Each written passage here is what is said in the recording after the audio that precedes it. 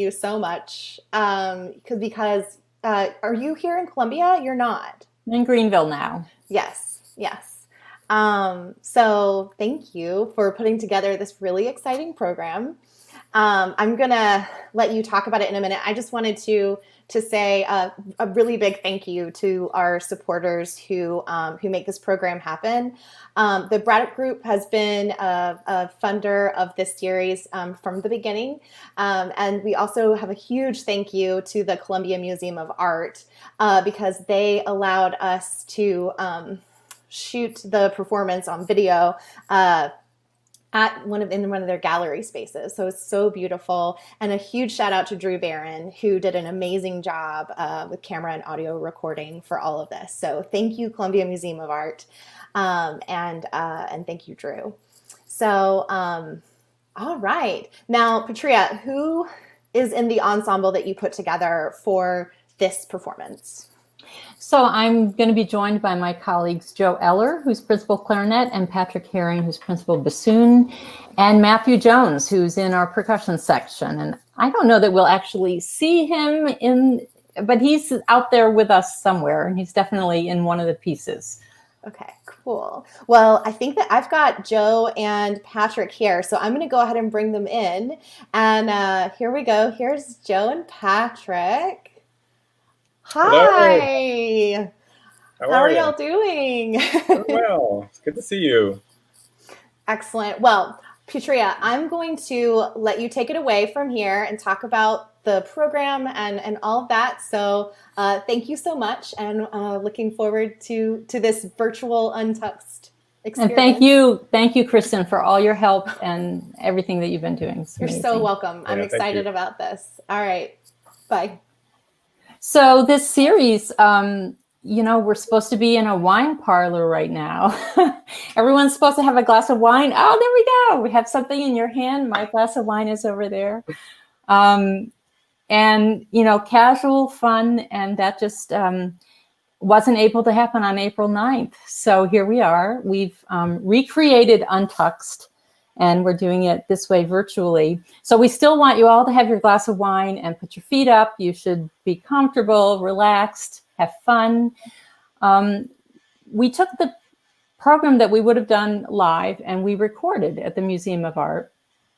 And that carries with it a whole bunch of stressors for musicians because we really like to play for people in person. And have audience interaction and laughter and look at you and talk to you. And instead we were at the museum sitting 6 feet apart trying to hear each other. So that's what happened. And it might look like we're not having fun, but we really did have a lot of fun. The process was such that we each came into the first rehearsal with a negative COVID test. That was absolutely something that we all believed in very strongly and was very much supported by our leader, Morihiko, wanted that to be a safety precaution for the three of us and for Matthew, the four of us. So that happened. And then once we all had our negative test, we showed up and rehearsed and pretty much did what you're going to hear each segment in one take. Which, if you're recording, you hope that you can do 20 takes and pick all the best little pieces and put them together and whatever. That's not what happens. So it's live. It's really a live performance. It was live about a month ago, and now you're going to hear what we did live at the museum. So we have 5 short pieces, and I'll just tell you a little bit about how I created this program. There were 2 things really important to me when Morihiko approached me and asked me to curate this program. The first thing that was very clear to me is who I would like to do it with, and you're looking at them. So that was easy. That was super easy. The second part was pretty easy in my mind as well, which was that I wanted to feature living, breathing, working composers. And preferably ones that are in the state of South Carolina with the 3 of us. So that's what we got. And I'm really, really happy about that. It's one of my very strong missions as a performer that I play music of composers who are living and making a living at composing. And I think every musician has a duty to do that. So I'm really, really proud that we could put this program together with our 3 featured composers who are here and will be joining us. So you can ask them questions in the chat, and they'll talk about the pieces. And we're going to sandwich those 3 pieces with a beginner and an ender. And the first piece is a very short little piece by a Japanese composer. Last name is Yokoyama. He's living, so he's a living composer. He lives in Paris. He was born in Japan in 1956. And this piece is called Valse de mariage, or the marriage waltz. And turns out he wrote it in 2007 for very good friends of his who were getting married. And it was written for the wedding reception. And it was first performed on a boat on the Seine. So there we go. Doesn't get much better than that, right? Joe and Patrick, do you want to add a little bit about this first cute little piece before? It's kind of like an ear opener, right? We're just going to get our ears started. And you want to add anything about getting to know this piece? Or I didn't know it before you brought it to my attention, and it was a fun piece to put together. Nice little waltz. It has some little features for each of us, and kind of fun to play and collaborate. Good. It speaks for itself, right, Patrick? When you hear it, you just want to dance. So wait, I don't hear Patrick. Patrick, you're muted or not muted? Try again. There. Okay, we'll let you work on that. How about we'll let you work on that while we listen to the waltz? Kristen's going to help you. Okay.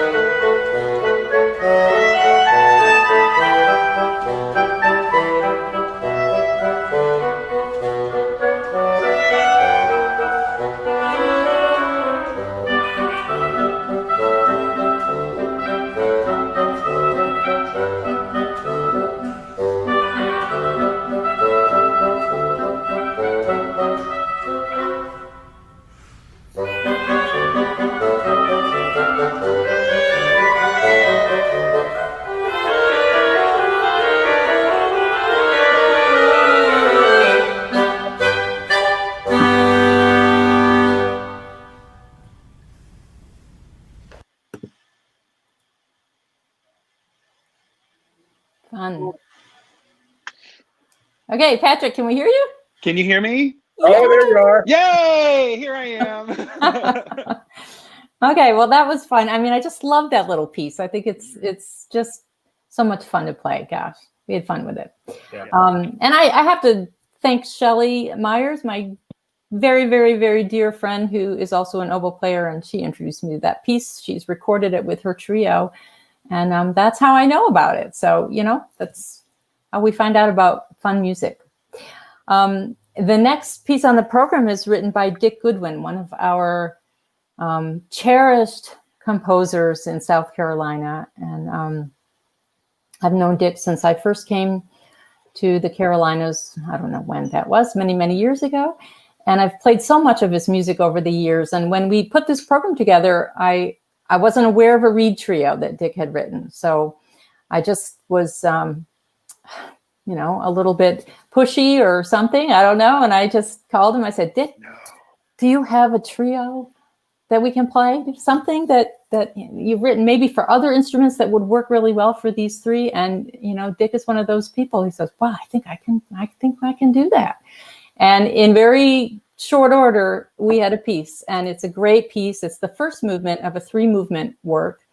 And there's a story that goes with it, which is what makes music so great, is stories. So we're going to bring Dick in so he can tell us a little bit about his piece. Hey, Dick. Hey, Dick. Hello there.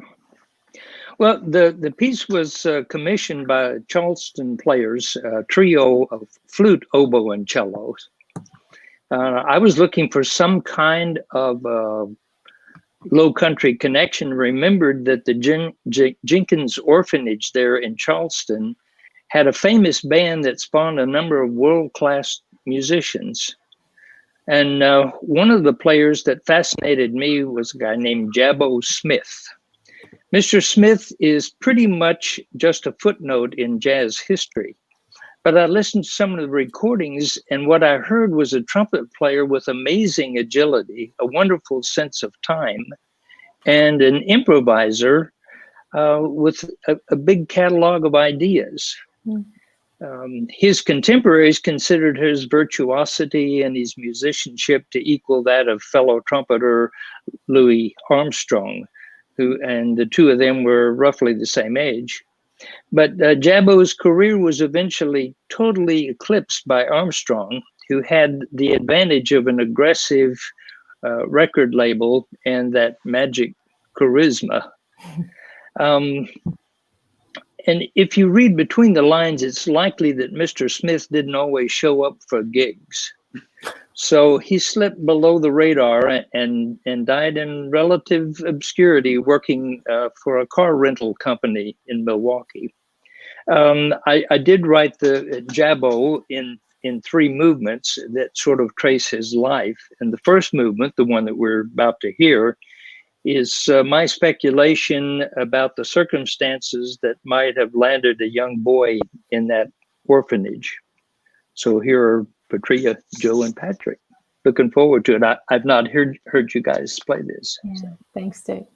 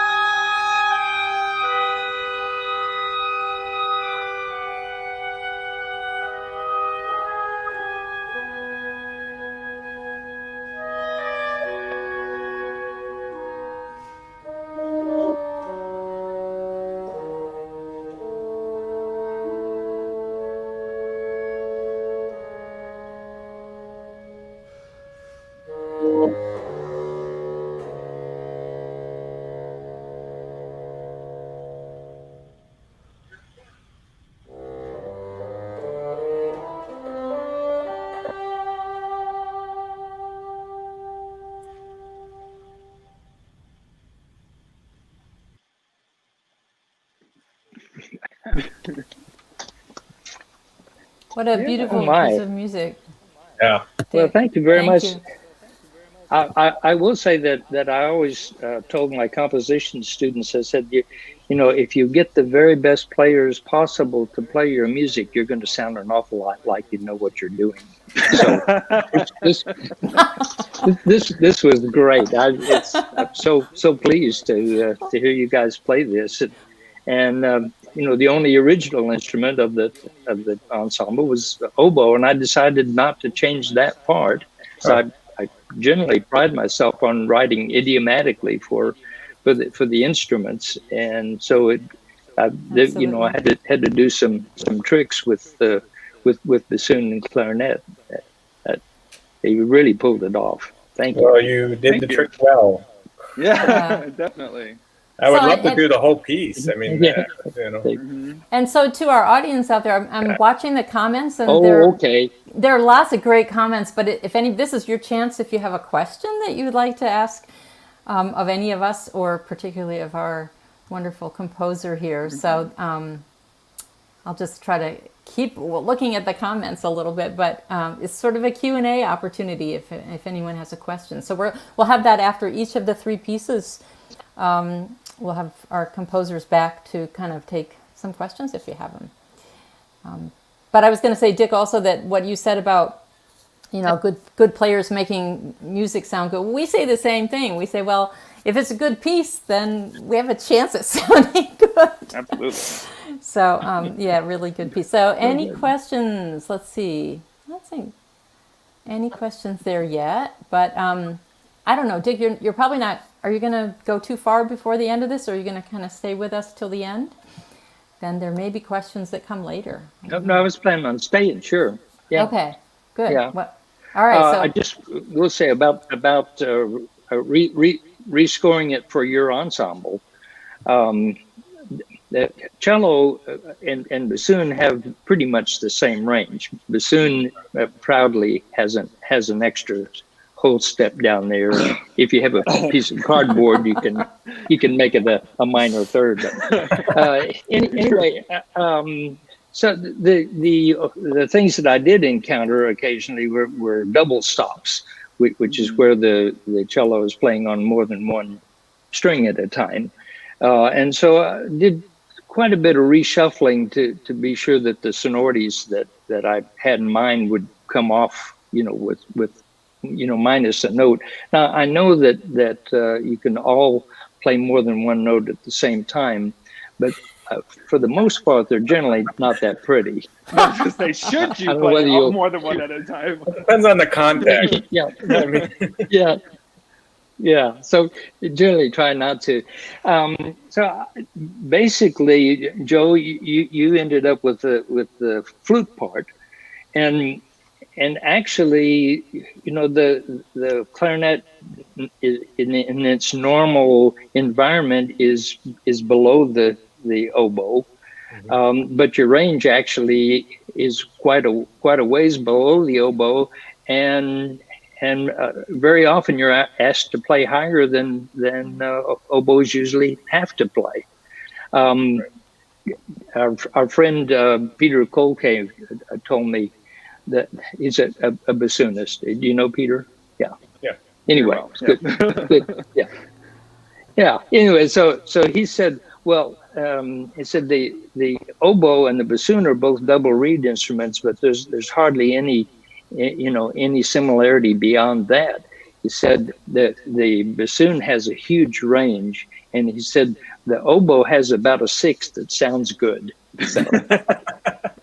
He said that, not me. Let's all take that down for comment. Oh yeah, no. I'm only quoting. It's not.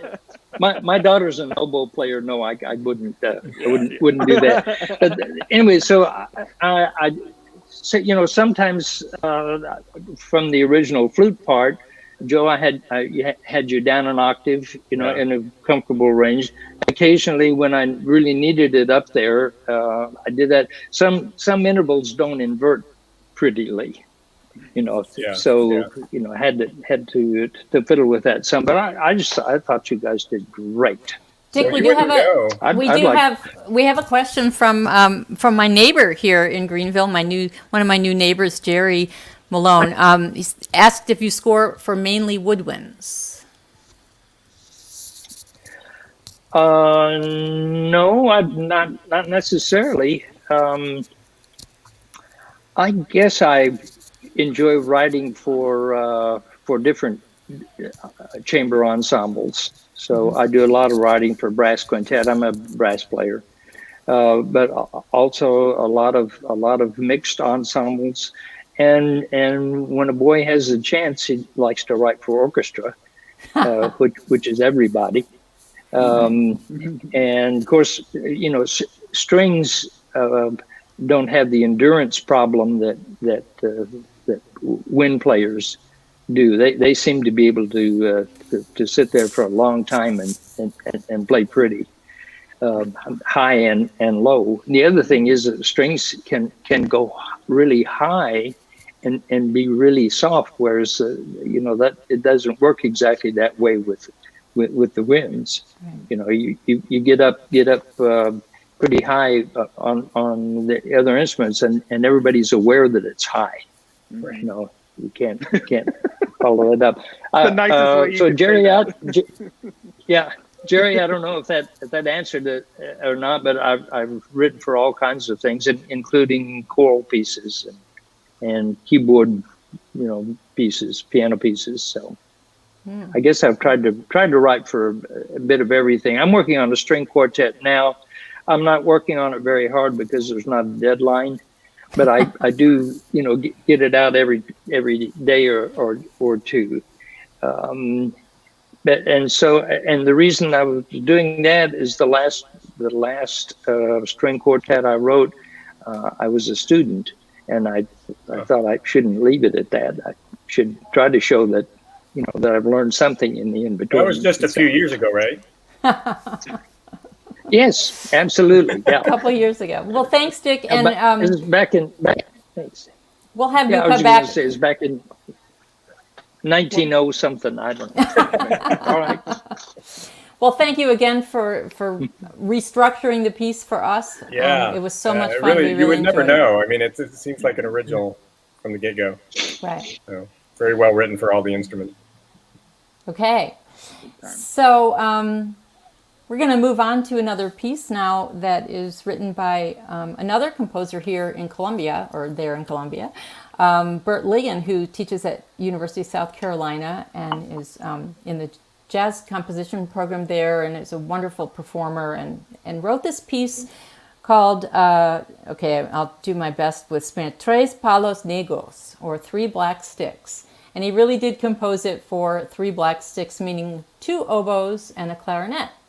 That was the original instrumentation, and it was commissioned by my colleague there in Columbia, Becky Nagel, teaches oboe at USC. And she premiered it with our colleague Nancy King on oboe, and Nancy's husband, Bill King, on clarinet, and Ed Nagel playing percussion. They premiered it at a conference in Buenos Aires several years ago. So over the years, Bert has been so generous to, again, sort of recreate the piece for different instrumentation. I've played it several times for 2 oboes and English horn. When we didn't have a percussionist, we shook a bag of cane to make a little bit of percussion noise. But Bert was so kind to have a look at the piece again and make it work for the 3 of us with our percussionist, Matthew Jones, who's not visually here with us, but you're about to see him and hear him in the performance. And if you know Matthew Jones, you're going to be really surprised when you see this video, because he's actually wearing shoes. He kept He's shoes not even up. here to defend himself. Yeah. Oh, he's been texting me the whole time. Don't worry. He's communicating with us. He's talking. He's here. We sensed him out there somewhere. Yeah. Matthew is a lot of fun, and we had a great time bringing him into this project. And Bert is going to join us after we listen to the performance and talk to you about the piece a little bit. And I'm real curious to hear Bert's take on our instrumentation, because we sort of think this works really great with bassoon jamming there. I mean, bassoon is a jazzy instrument, and this is a jazzy piece. If we were at Lula Drake right now, you all would just get up and start dancing. So here we go.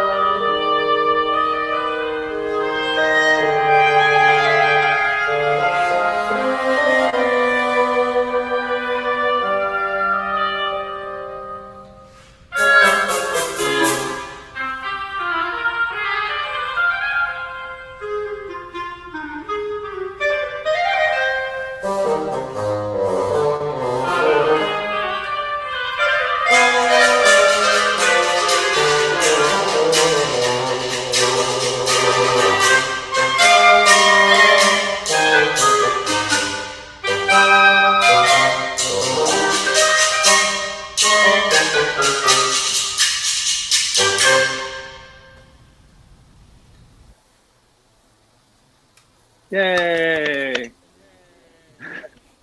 Fun. So Bert should be joining us. There he is. Yeah. Hey That's Bert, fun. thank you so much. Okay, so yeah, this is my favorite instrumentation of it so far. Woo! Yes! Really? Oh yeah. Well, Patrick, you made all the difference. yeah, it Yay, really who works knew? great on bassoon. I mean, you captured it, and the feel was great. So yeah, who couldn't be pleased? So yeah. Awesome. Yeah, it's a lot of fun. I love playing this piece. I've played all three parts now. Wow. Well, not on bassoon. I played it on English horn. You have to prove it to us next time. I'll just bring the bassoon. No. I played it for 2 oboes and English horn. I've played all three parts. Right. I think the bassoon adds the real bass feature, but they didn't have that in that initial one.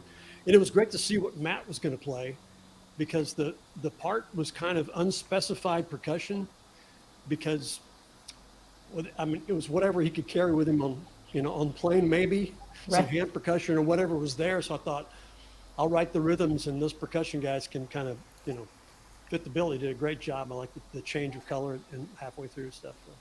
Yeah, and Matthew would tell us this if he were here, I'm sure. But he brought, his bag of tricks to that first rehearsal, and we tried different things, and he switched between two instruments, two different sections of the piece, and we all just thought that sounded great what he did. No, So it was really good. Big time.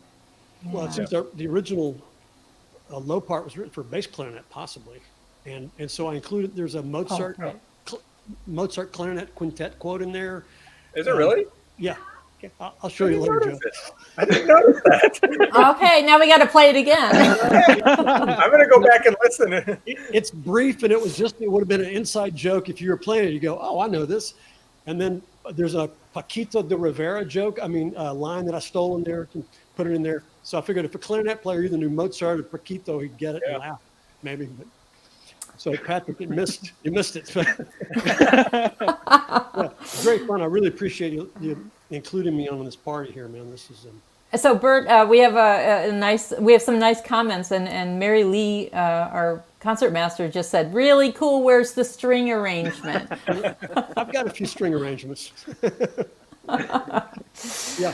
So I like to think idiomatically, but at the same time, I also like to write really good lines. And I tell my composition students, if you write really good lines, they sound good on any instrument. So Wow, that's great. if I write it for strings, we'll have to argue about bowings, Mary Lee. Right. I hope I'm not there for that. I've seen enough of that conversation. Yeah, exactly. Yeah, seriously. Bert, do you have more stuff written for woodwinds? I will after tonight. Nice. Yay. That's what I kept thinking the whole time. Is like, oh, this is so much fun. But when you sit alone in a room, and they're not instruments or deadlines, as Dick talks about, you end up, maybe not writing it. I write a lot for strings because there's some demand for that. But what a great sound! Yeah. So there will be more. That'd be great. I really love this combination of instruments. I mean, nothing against my flute friends and all that, but this reed trio, it's a really special sound. Yeah, there's a great contrast and a great unity to it. So yeah, I'm with you. Yeah. Great. Well, thanks for inviting me. So we'll see you back at the end, maybe, if you're. Since I think all the people who are shy with their questions, they're going to turn up at the end. Yeah. Yeah. Now Joe wants to know the quotes. That's. Yeah, I want to know the quote. I'm going to go back and listen and try to pick them out. He'll be listening to that during the next. He'll quiz piece, you probably. at the end of it. He's like, which measure, which one? I went by quick, Bert, thanks again for working with us. It was so much fun. Really a pleasure to Thank play. you. Definitely. So our next piece, which is our last of our South Carolina composers, is written by my dear friend and colleague at Furman, Mark Kilstoft, who should be joining us, I think, in a minute. This piece is for solo oboe, and what we're going to listen to is a recording that I made a couple years ago. Jeff Francis, our recording engineer, who's a wonderful artist, records for the Philharmonic and teaches at USC. He recorded this, and then my older son Dorian, put together a little bit of some visual stuff so that you're have something to look at while you're listening to it. But I really wanted to include this piece because, again, there's some story stuff that goes with it, and Mark and I worked together in a really beautiful way with this piece. It was a commission that was really important to me since I commissioned it in memory of my late teacher, John Mack. So, Mark, I'll let you talk a little bit, and then we can listen, and then we'll have you back, and maybe there'll be some questions even. Great. Well, thanks, Petrea. It's really great to be here and to be part of this. And I've loved the music that I've gotten to hear, and I'm envious of the combinations of instruments. But it's true, I write a lot of things for solo instruments because I like the challenge of trying to make solo instruments sound like they're doing more than just playing the melody. So one of the objectives of this was, I think, to both the first movement and this movement that we're going to hear tonight is to try to write something polyphonic for an instrument that is primarily a melodic instrument. And that's kind of where we began. You may recall, Petrea, this is a little bit like a more immediate version of our collaboration, because when I was working on this piece, at least this movement, I was in Canada, up in Alberta, and you, I think, were in South Carolina, and I would send you things by email, and you would try them out, and you know, at that point, I didn't know how you did it. You were recording them and sending me sound files, and we were kind of reacting through emails. And did we have phone calls? I don't remember if we did. Yeah, maybe we did. Yeah.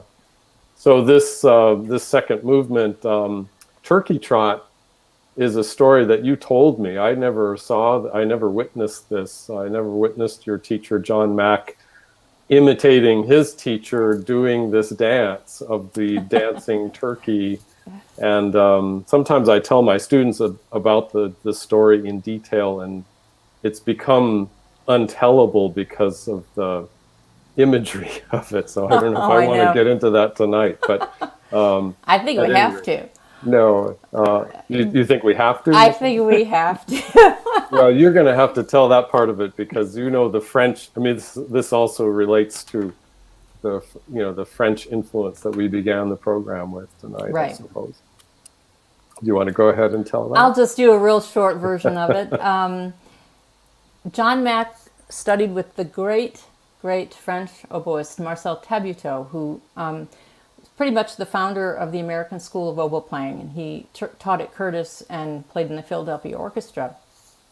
And Tabuteau would tell this story to Mack, and Mack would tell it to all of us, right? This was one of his favorite, he was a storyteller anyway, but this was one of his favorite stories to tell us about his teacher.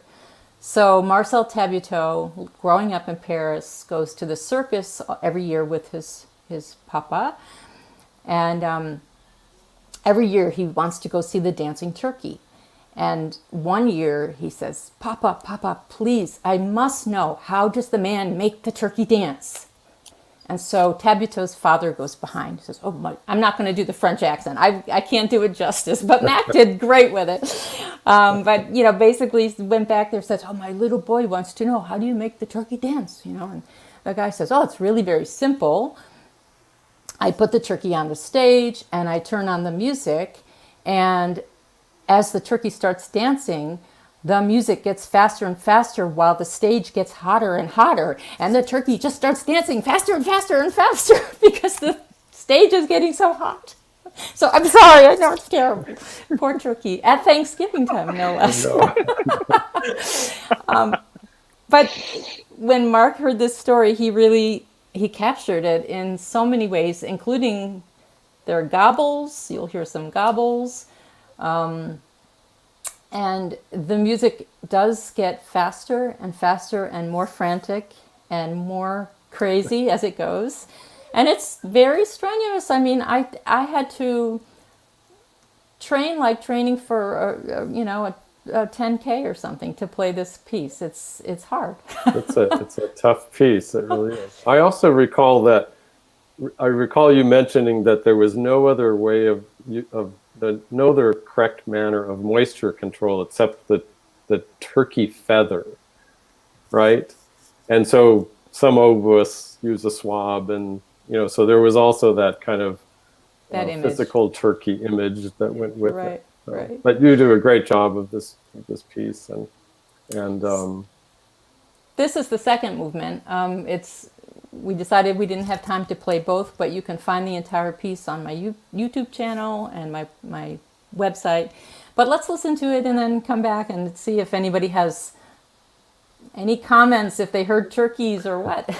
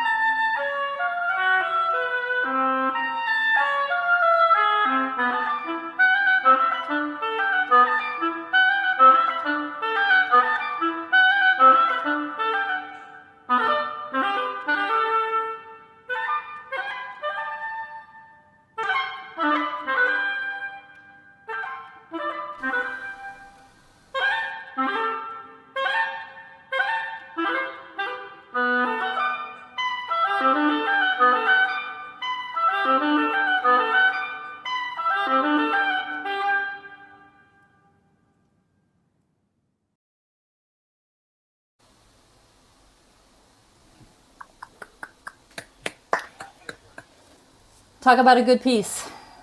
Wow, Yeah. great performance. And you didn't even need a hot plate under you to make you able to do it. I would have loved to see that plate. Oh.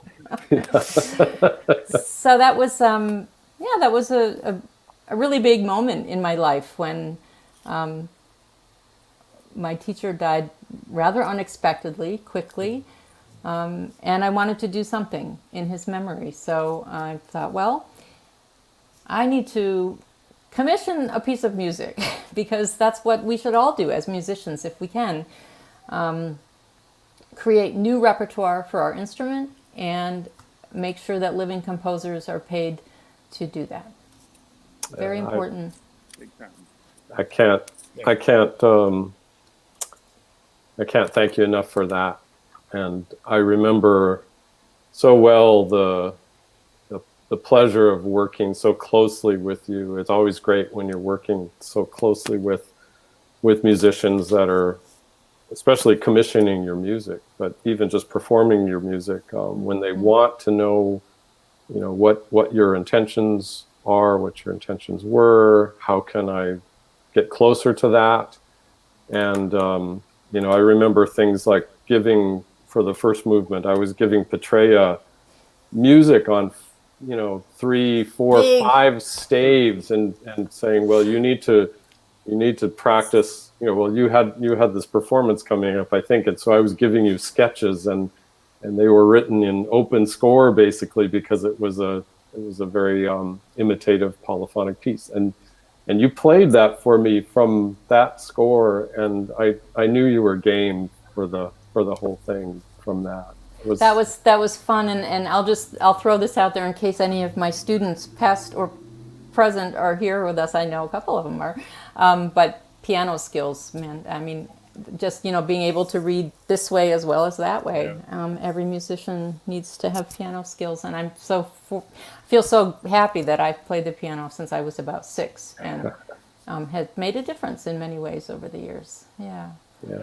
So the first movement of this piece is also very mysterious and completely different character. And we don't have time to play it right now, but I'd love for you to just talk about how you composed that movement, because I think it's just amazing. Well, I thought it should be more elegiac, because the commission was really for a significant event in your life, in the event. I mean, gosh, since that time, almost every oboist I encounter, I mean, not literally everyone, but everyone knows who John Mack was. And not just from his playing, but from his teaching. Mm-hmm. And he's influenced a generation or multiple generations of oboists. And you see that and hear that from people.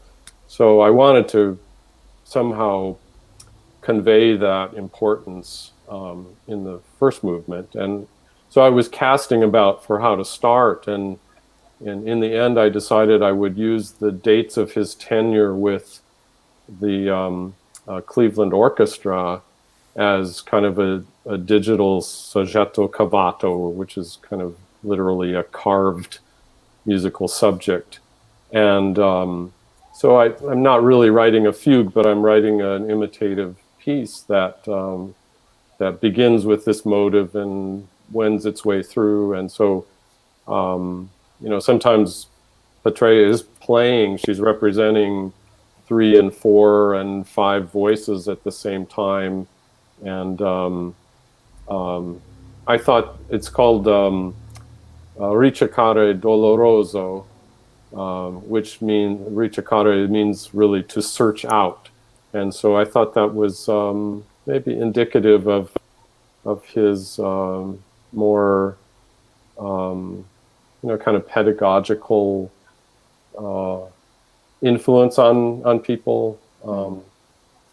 And so I don't know much what else to say about that. No, that's what I was hoping you'd. And what was really fun for me in learning the piece from your manuscript originally, we have it published, a beautiful publication now, but I had so much fun going through this movement and finding all the dates, the Cleveland Orchestra dates in various formations, going up, going down. Oh, here it is. Oh, there's 2001. Oh, it was, and I have them in my very first original manuscript that I worked from. I have them all circled in different colors. How about that?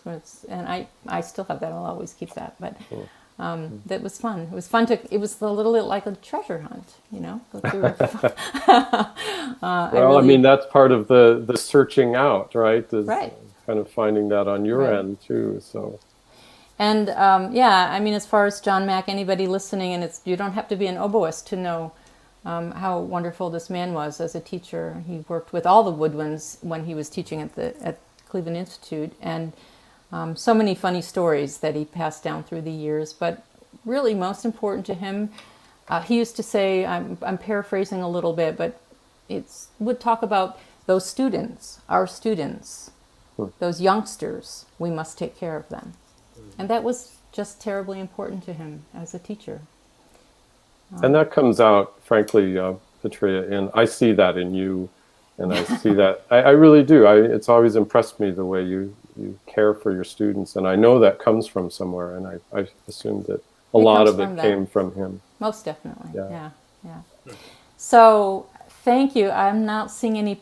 Mark, do you have other chamber or solo pieces for oboe? This is a question from Natalie. Remember Natalie Wren? Oh, yeah. And this is from her husband, Ian. Right. Well, and you know Ian also, yes. They're up in the New York, Westchester area, right. I don't think I have anything chamber or oboe and other instruments yet. So... well, Natalie, let's work on that. Yeah, great. Well, thank you so much. We'll maybe see you for a moment. We bring everybody back in at the end, hopefully. Great. Thanks for including me. Yeah, thank you for being here. So, guys, should we wrap this up? Wrap it up. We got one more piece, right? We're going to play a piece now by an actual dead composer. You need one of those. I know. Yeah, have a concert without a dead composer. This is part of the standard repertoire for Reed Trio. It's called 5 Pieces for Trio. We're going to just do the first and the last movement, 2 very short movements, the first and the fifth. And composer Jacques Ibert. So Ibert, born in 1890 and died in 1962, so still 20th century French composer, wrote a lot of wind music. And some great orchestral music. He wrote this beautiful piece of music called Ports of Call that I haven't had a chance to play yet. Morihiko, I hope you're listening. A wonderful piece of music in 3 movements that's basically his experiences in different Mediterranean ports when he was in the Navy. So it's a really exotic piece, really fun. But this trio is just kind of lighthearted, a little bit fluffy and fun, and we just had a good time with it. We think you're going to enjoy it. I did do a little research on Ibert because I thought, geez, I don't know enough about him, right? And here's something interesting. He wrote a lot of film music, including the music for the film Macbeth in 1948 with Orson Welles. Wow. So there we go. We all learned something today. I know. I mean, it's good when you have to curate something like this. You got to, actually do some research and act like you know what you're talking about. Gotta go watch the movie now. You got to put them to use. So we'll listen to these 2 short movements, just give you a little taste of Jacques Ibert, and maybe you'll then want to go listen to some more of his music. We'll be back in a moment.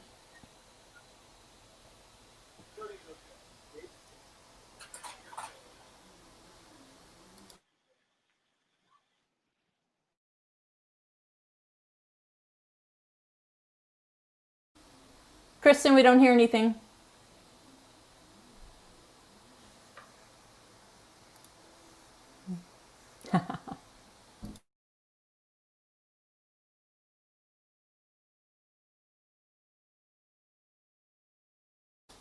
That was perfect.